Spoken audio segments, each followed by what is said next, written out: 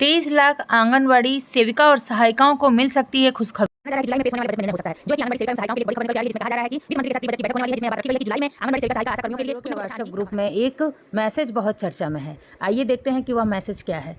विस्तृत जानकारी आप लोगों को बीच में मैं देती रहूँगी, पूरी जानकारी दूंगी कि कैसा मैसेज है, इस मैसेज से क्या हम लोगों को संदेश लेना चाहिए और आंगनबाड़ियों को इस मैसेज से क्या फ़ायदा है। हेलो एवरीवन, कैसे हैं आप लोग? उम्मीद है कि आप लोग अच्छे होंगे। आज की आंगनबाड़ी से जुड़ी लेटेस्ट महत्वपूर्ण अपडेट में आप सभी का हार्दिक स्वागत है। जैसा कि आप लोगों को पता है कि हम आंगनबाड़ी बहनों को संघों के द्वारा बार बार किसी न किसी तरह का संदेश दिया जाता है, जिस पे आंगनबाड़ी सेविकाओं को एकजुट होना रहता है, सहायिकाओं को एकजुट होना रहता है और अपने हक के लिए आगे आना होता है।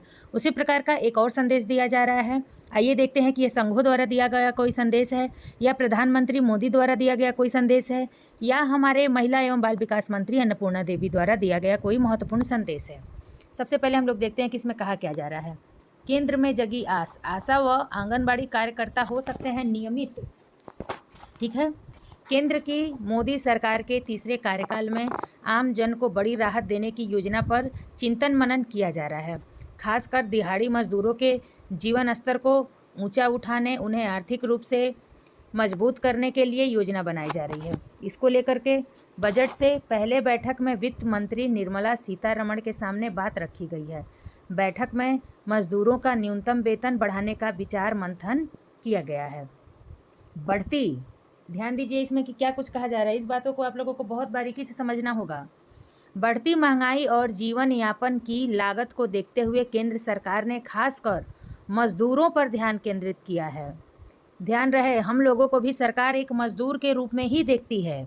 ठीक है, तो इसमें जो कहा जा रहा है कि बैठक में मजदूरों का न्यूनतम वेतन बढ़ाने का विचार मंथन किया गया है।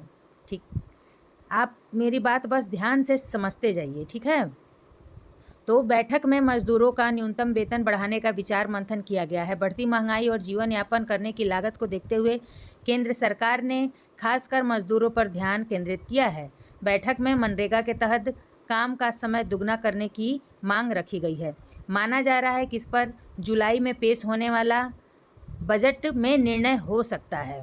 बजट से पहले सभी व्यावसायिक और श्रमिक संगठनों ने वित्त मंत्री के साथ प्री बजट बैठक की, जिसमें यह बात रखी गई है 100 दिन की बजाय 200 दिन काम की मांग। बैठक में विभिन्न संगठनों ने कहा है कि मिनिमम वेज को मौजूदा 15,000 रुपये से बढ़ा करके 26,000 कर दिया जाना चाहिए। बढ़ती महंगाई और जीवन यापन की लागत को देखते हुए महात्मा गांधी राष्ट्रीय ग्रामीण रोजगार गारंटी एक्ट के तहत साल में काम करने के दिन को भी बढ़ाने की बात रखी गई है। बता दें कि मनरेगा के तहत वर्तमान में साल में 100 दिन काम देने की गारंटी मिलती है।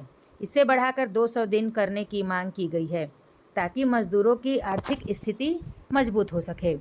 योजनाओं के कर्मी रहो स्थायी।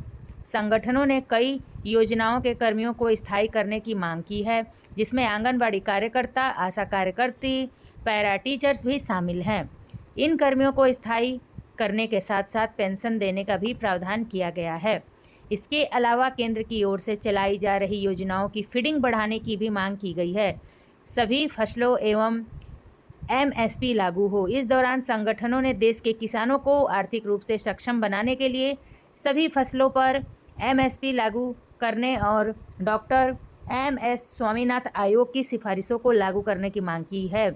इसमें किसानों के सरकारी खरीद की गारंटी देने सहित उनके लिए सामाजिक सुरक्षा फंड तैयार करने की भी मांग की गई है।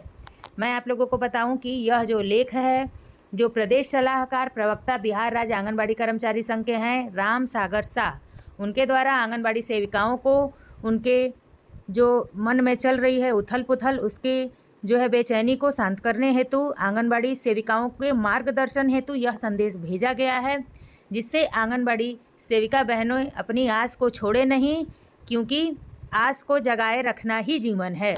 इसी प्रकार की यूज़फुल और नॉलेजेबल वीडियो के साथ मैं फिर हाजिर होती हूँ नेक्स्ट वीडियो में। तब तक के लिए सभी दोस्तों को नमस्ते।